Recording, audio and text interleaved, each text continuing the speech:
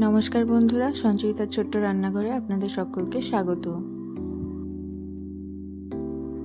আজকে চলে এসেছি খুব সুন্দর একটা রেসিপি নিয়ে। আজকে বানিয়ে দেখাবো আম ডাল কিংবা টক ডাল, যে যেটা বলে থাকেন। এই আম ডাল কিংবা টক ডালটা যে কোনো ডাল দিয়েই বানানো যায়। আজকে আমি বানিয়ে দেখাবো মুসুরির ডাল দিয়ে। তার জন্য প্রথমে আমি মুসুরির ডালটাকে সেদ্ধ করে নিচ্ছি।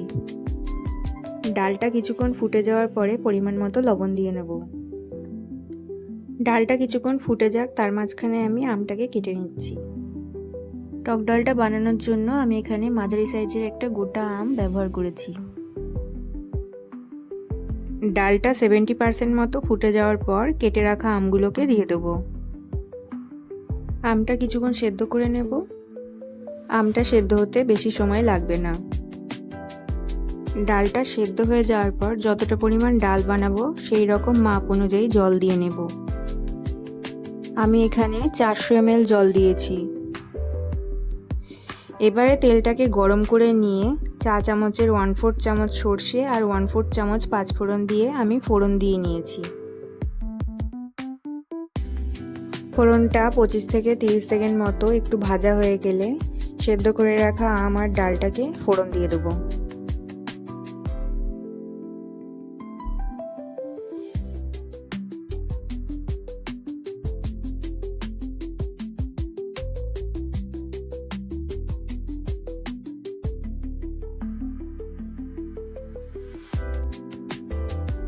ডালটা ফোড়ন দিয়ে নেওয়ার পর 1/2 চামচ মতো হলুদ দিয়ে দেবো।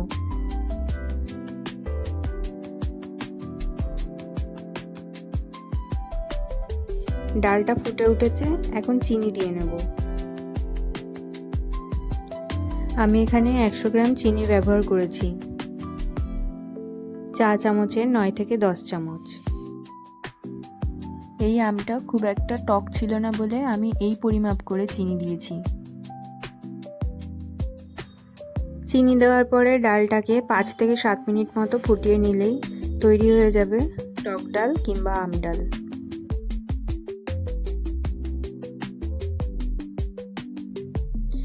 এখানে আম ডালটা পুরোপুরি তৈরি হয়ে গেছে।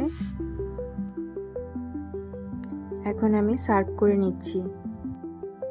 রান্নাটা ভালো লেগে থাকলে অবশ্যই কমেন্ট করে জানাবেন। আর সকলে ভালো থাকবেন, সুস্থ থাকবেন।